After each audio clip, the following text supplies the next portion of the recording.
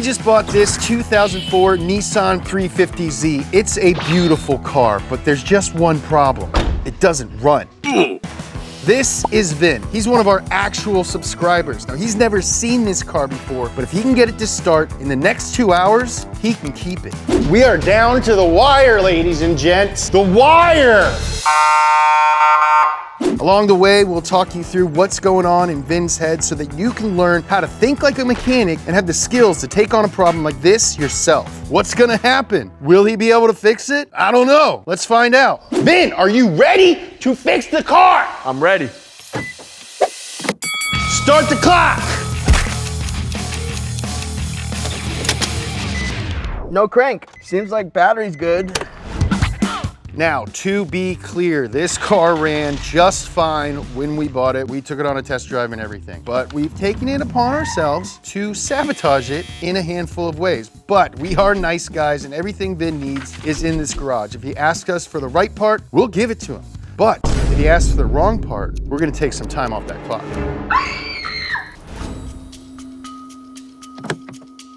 You got a flashlight? Flashlight, on it.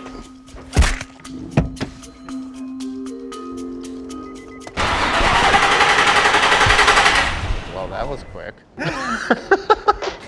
What were you fiddling around with down there? I was checking the clutch safety switch.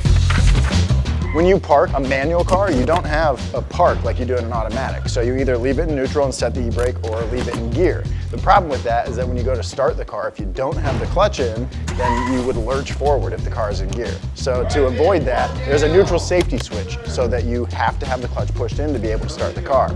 He sussed that out super quick because everything seemed to be working, but the car wouldn't crank. So he just reached up there and pushed the button, and the car cranks. Went underneath and noticed that it's missing some of the linkage to push on the button. Would you like the replacement parts to fix that? Sure, yeah. All right, let's do it. Cool. Welcome to my parts trunk.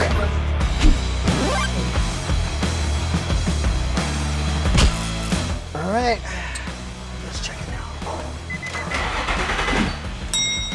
First, sabotage down, clutch safety switch. So he figured out the first thing. We gave him the replacement parts. It's been a whopping 11 minutes and 28 seconds. Okay, so already I'm a little nervous because one of our heater sabotages was the clutch switch. Yeah, the neutral safety switch. But there's more to this. We did a lot of stuff to this. What's your thought process now, Vin? Well, it takes 3 things to start, right? Air, fuel, and spark. Air, fuel, and spark. Let's break that down real quick. Now, an engine needs to be fed all 3 of these ingredients in order to work. Now, this is an oversimplification, but you need a mixture of air and fuel because gas can't burn without oxygen, and you need a spark because it's the catalyst that sets off the combustion process itself. Now, when you have an engine that won't run, diagnosing the problem is as simple as tracing each of these components back to their source to make sure there's nothing stopping them from getting to the engine. Sure, we got air, but you know, I'll pop the filter box just to make sure it's not completely clogged up or something. All right. Well, we've got an hour, 49 minutes. Jeez, tape that up. That's weird, how'd that happen? Yeah, like he's very casual. It's like, sure we have air, but I'll check just in case. I was like, did you bug the garage? yeah, He literally described a bunch of crap in there. Like we pitched it in the meeting. We were like, oh, we'll shove a bunch of crap in there. He's going way too fast. We're 20 minutes in, Vin's already found sabotage number 2 and fixed it. But that's not all we did. Yeah, we did more stuff, it's still not starting. So far, we made sure we got airflow, and now we're gonna move on to the spark and fuel. Every time he picks that flashlight up, I get nervous. Like, oh, just gonna find it. I think I'm gonna go underneath and take a quick look at the crank sensor. If I was to assume that both of them are out, the common denominator between the two is that crank sensor. If that crank sensor is out, the computer's not gonna send out any spark or fuel. You got a jack?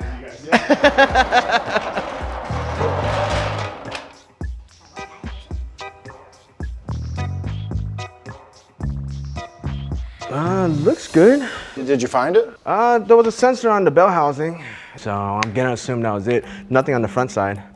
I'm starting to get a little nervous that he might not fix the car at all because he diagnosed one of the things that we did to it, checked it, and thinks it looks good. He had the right logic, but he got tricked by the layout of the car. Which happens when you diagnose stuff though, right? You kind of check certain things off the list, even though it shouldn't have been checked, and that kind of puts you back. Well, what's next? Looking for a way to access spark and fuel. Real tight. I'm looking for a service port on your fuel rail. Yeah, sometimes there's like a little Schrader valve type thing where you can tap into a fuel rail without having to take anything apart. Can I pull my phone out? Can I do a Google search? All right, so Ben just asked if he could use Google, and I'm feeling generous. So I'm gonna let you use Google for 10 minutes, All right. but you have to give up 20 minutes off the clock. Ooh. Drive a hard bargain, Jimmy P. Can I use it later? Nope. I need? No, you can only use it right now. Wow. Oh, wow. I'll pass. All right, pass.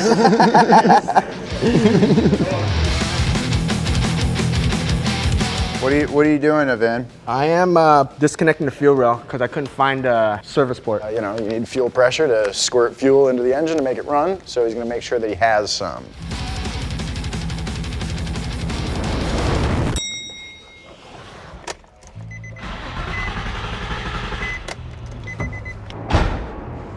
I should have had a nice amount of fuel shoot up on that crank. So it seems you don't have fuel? Yeah, that's correct. Well, now what? I'm gonna check fuses and relays for the fuel pump.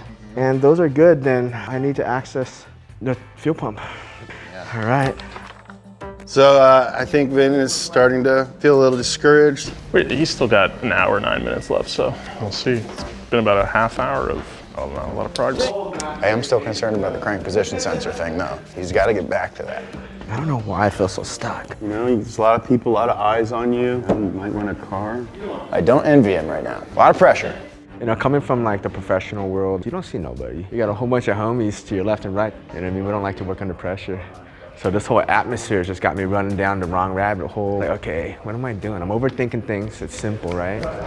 I know what I need to test, but I don't know the location of it. And that's why I want Google. But they want to take time away, and it worries me. All right, where's James at? I'm gonna negotiate. I've been told that Vin wants to negotiate. Yes, sir. So I'm feeling generous. I will give you 5 minutes on Google for 10 minutes off the clock, or 10 minutes on Google for 20 minutes off the clock. 5 minutes, 5 minutes. All right, let's do this. Get this man a laptop! In 3, 2, 1, Google. I don't know if I should ask him what he's doing because I don't want to distract him, but what are you Googling? I'm gonna Google up the fuel pump.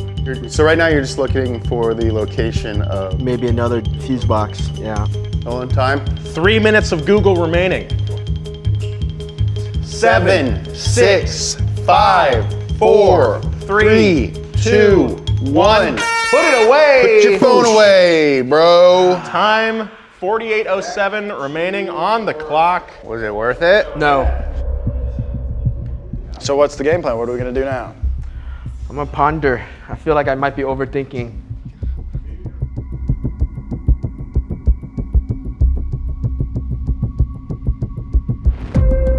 I came in, you know what I mean, knowing that there's a good possibility I'm going home empty-handed, just with a bunch of good laughs, good memories, and you know, meeting the crew. Luckily, it's time for the CarParts.com clue, brought to you by CarParts.com, the smarter way to shop for auto parts. CarParts.com connects you with the right part at the right price, hassle-free. Unlike what Vin's going through right now. Maybe look at James. What's James doing right now? He's getting a nice pump on.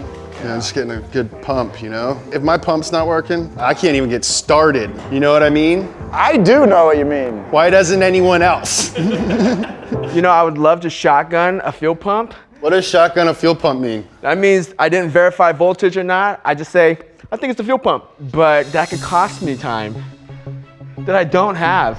If he asks us for the wrong part, we're gonna take some time off that clock. Why not? Let's shotgun a fuel pump, why not? Shotgun a fuel pump! Shoot some parts at it, baby. Do we have a fuel pump in the parts trunk? You know what? We do. Oh, it's for a 350. It's interesting.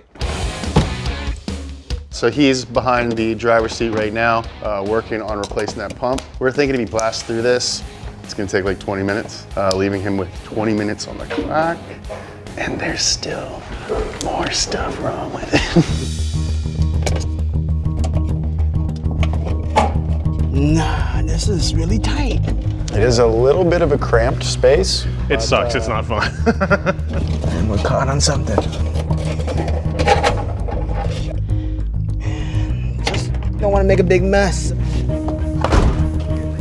Right now, that 10 minutes that he gave up to Google, that could be make or break.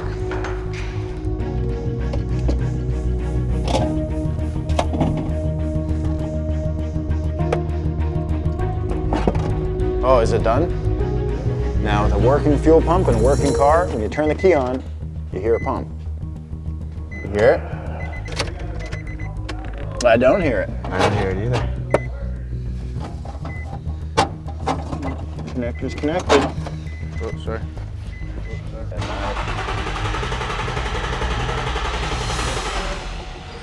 Oh, Now I heard it.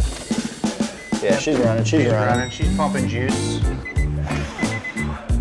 Okay, so Vin was diagnosing the fuel system. There was no fuel pressure in the fuel rail. So he was logically working his way back from the fuel rail. And there's a handful of things that need to be in order, like the fuse and the fuel pump relay.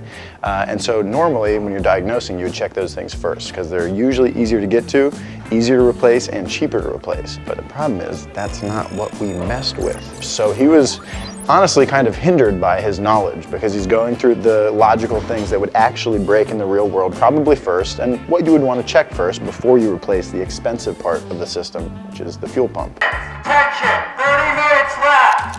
30 minutes. Thank you. You may have noticed, still didn't start. What are we gonna do now? You got air, you got gas. What else does an engine need to be able to start? Well, so I'm sitting here thinking, if we're not having any spark, we have to ask what controls the spark. You know what? If you had watched the first season of High Low, you would know what the problem is. The problem you're facing now, we had. Oh, you know what? I'm feeling generous. I want him to win this car. I'm gonna pull up the episode of High Low Season 1 where we were having this issue on our road trip. You get to scrub through it and find it. All right, here's your viewing area. There's your YouTube. Scrub on through. We'll just be right here. Yeah, we like this shit. Hey, that's you. I don't have time to watch this whole thing. Oh no, but you gotta watch the intro. It's really good. Oh, an ad? Ah! Skip. All right, okay. Oh, there's Felipe. How many times have you guys watched this one? Twice. I've watched it like 5 times.